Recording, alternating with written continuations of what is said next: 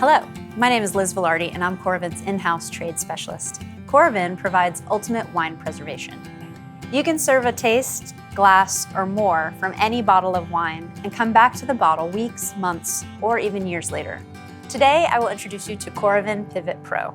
This system was designed with our trade partners in mind and has increased margins and profitability while simultaneously eliminating waste. It's incredibly intuitive and requires little training. First, load the capsule cup. This is our Pivot Pro, which has a 27 ml capsule, giving you 25 pours per capsule.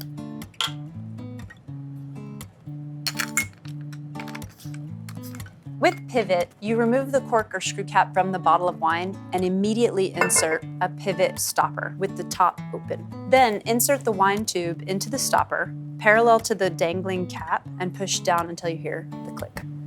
Remember, flawed or damaged bottles may break when pressurized.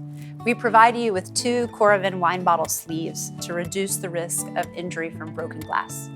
You may use these sleeves over the bottle when pouring with your pivot system. For this demonstration, we will pour without the bottle sleeves so you can see what is happening inside the bottle when we use the system.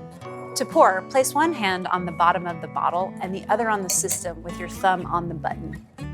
Tilt the bottle over the glass and the bottom of the bottle should be higher than the spout. Press and hold the button to pour wine. When you're finished pouring, release the button and lower the bottle while leaving the spout above the glass to catch any wine droplets. Remove the pivot system by pulling the loop straight upward while gently wiggling the system to remove any excess wine from the wine tube. Because the pivot has a wide wine tube, small droplets of wine could leak out if you're not careful when you remove the system too quickly.